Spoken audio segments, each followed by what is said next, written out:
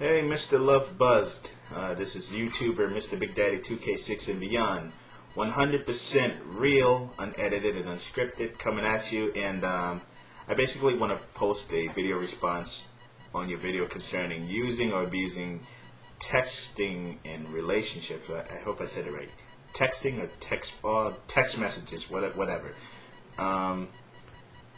As I was watching your videos, there was a whole lot of key points that stuck out to me, but I just want to just highlight a few of them. And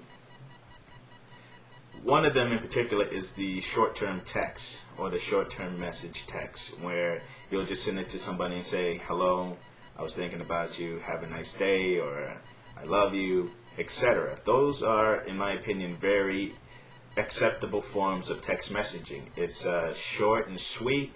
It's straight to the point, and it lets the other person know that you are, in fact, thinking of them, and that they're in your thoughts, no matter where you are. But what becomes a problem is when a lot of folks start to use this text messaging on another level. In other words, use that to substitute real life phone conversations or person-to-person conversations. I mean, how am I supposed to know how a person is feeling just by reading the words versus hearing the words? When you hear someone speak to you, you can listen to the tone of their voice, the pitch, and everything else. You see what I'm saying? That's how you can tell if someone's having a good or a bad day, in my opinion. You know what I mean? Versus reading words over a screen. That includes instant messenger. I can see if you are like far away and let's say you're at an office job and you're not supposed to be doing that anyway at work. For those of you who are using instant messenger and you should be doing your work, shame on you. But anyway, like I'm saying, if you're at work and you're using instant messenger, you know what I mean, you can just be on there for like a quick 2 to 5 minutes. Hey, how you doing? How's your day going? And later on after work, this is what I'm planning on doing, and I'll see you later, or I'll give you a call later. That's fine with instant messenger too. But you get a lot of folks out there that decide to abuse this technology and just use it to replace things that you're supposed to do in normal everyday life. You see what I'm saying? There is not one piece of technology that will replace a person-to-person conversation ever, or like a phone conversation. I remember back in the day, if someone really felt a way about someone, they used to write 4-page letters. You don't even see that anymore. You know what I mean? But as far as like using a text message to say something important, in my opinion, I would rather, do it in person or do it over the phone. You know what I mean? In other words, I want to let the person that I'm talking to know how I feel about them or how I feel about a certain situation, and to share something with you.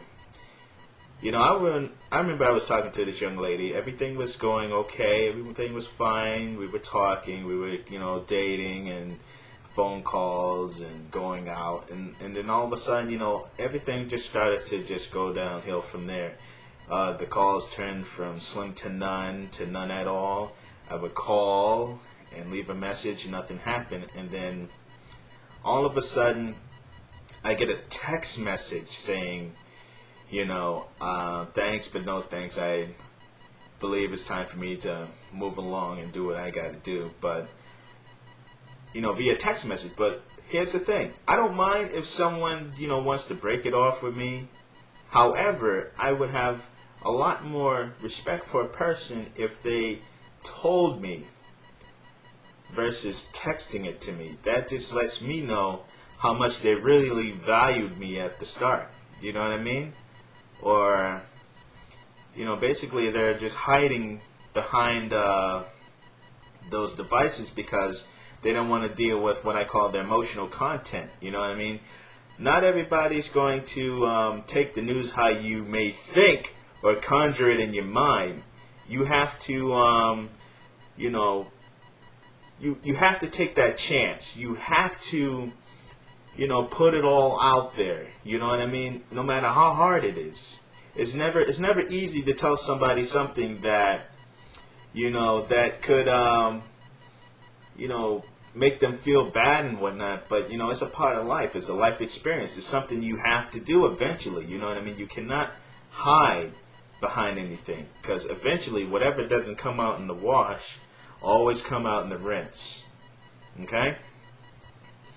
In addition to that, Mr. LuvBuzd, there were like a few more ideas and pointers in there, but I just basically wanted to just highlight the texting in the relationship point of view. And for those of you who are out there that are watching not only his video but this video response, I just want to say,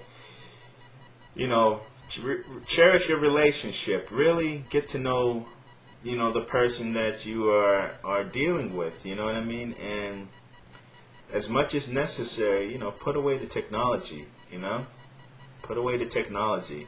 I know there's a whole lot of Mr. and Mrs. BlackBerry and PDAs and smartphones, etc. But sometimes, as great as those devices are, you just gotta, know where to find that little power button. You know what I mean? Turn it off. Spend together, or spend time together as one. You know what I mean? Because in a way, if you let those devices dominate your life, it can also destroy your relationship a little bit at a time. It starts to deteriorate, and then your potential mate, will start seeing and noticing changes. Well, saying, oh my gosh, well, we used to do this together, we used to do that. Then all of a sudden they're going to have what I call wandering eyes. Start looking for whatever they're not getting at home elsewhere, and you don't want that to happen. So, keep that in mind next time you pick up a PDA or smartphone, or the next time that you invest so much of your time into that versus your relationship. Okay? Alright, Mr. LuvBuzd, this is Mr. Big Daddy 2K6, 100% real, unedited, and unscripted. Signing out. The best of luck to you, sir, in the year 2010. Until next time, take care of yourself, and peace out.